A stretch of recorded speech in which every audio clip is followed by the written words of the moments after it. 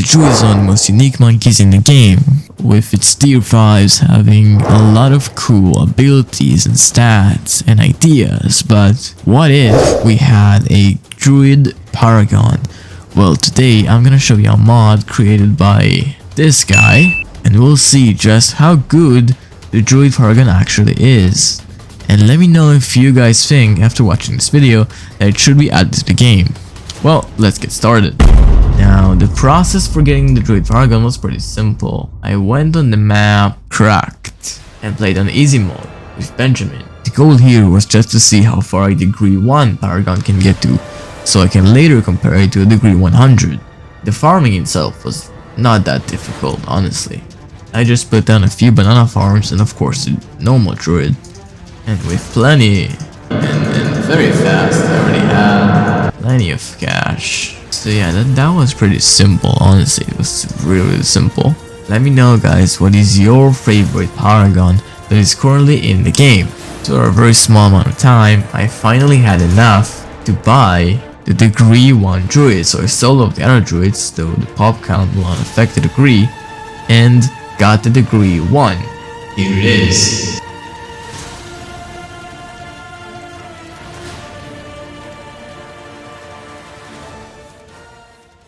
Now the design, in my opinion, this is one of the coolest Paragons in terms of design that we have seen so far. While the Super Monkey one looks pretty cool, this one is just another level, especially with the purple vines on the ground, which in my opinion really adds to the feel of the Paragon. So how far can a degree 1 Druid Paragon get? Well, we started around 104.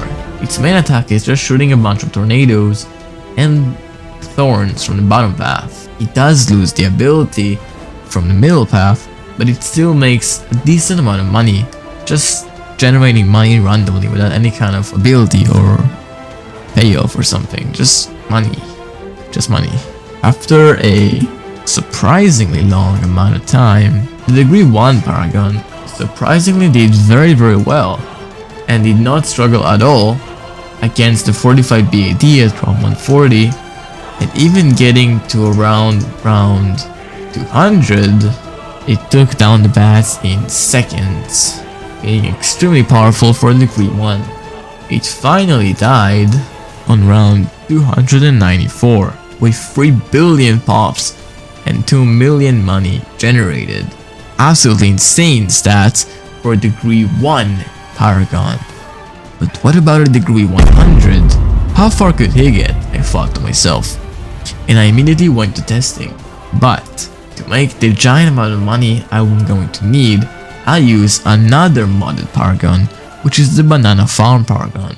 I enabled the OP version, and I was back on the game with a new map this time. I also brought Norman, the modded hero, which does some pretty cool things to banana farms. He's actually so OP, he makes like the tier 2s free, which is absolutely insane to have in the early game. Relatively early game when you get to level that it does it in. Once again, the farming process was pretty simple. It didn't take that much effort. This time I also used an engineer and started with the usual Druid strat. The reason you see the game is kind of fast is because I may have used the fast forward mod here and there, which basically allows me to fast forward at a much higher speed than what the game usually lets you, but in my opinion this should be like a base feature. I mean, the game just is a lot more fun if you have the option to speed it up like that. The farming itself, like I said, was pretty simple, and after a while I finally got the Banana Farm Paragon, and this happened.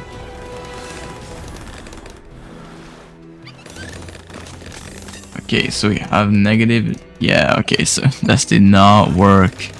That did not work. As you can see, the OP version gave me minus the 32-bit integral limit, whatever the thing is. So I actually had negative money and couldn't pay for anything, so I had to use the time travel mod to go back and rectify my mistake by using the normal version of the mod instead. So if you guys complain, there you go. It was time to place the Paragon totems, which would be the most tedious part of this run. The money wasn't the problem, since the normal Paragon still generated a huge amount of money, but it just took a little bit of time, and in the end finding spaces for everything was a bit annoying. Regardless, we actually got there, and I also stacked some druids and upgraded them to affect the degree even more. So a combination of all that finally got me to degree 100, and with a very small price of 7 million, I got him. He looks the same, but for some reason, the vines that used to be purple are now green and some sort of cyan, I guess? I'm not sure, but I sold everything else just keeping him on the map. If the degree 1 got to like around 290 something, what could this guy get to? Probably a lot more, but we'll have to see. So, let's see what he can do.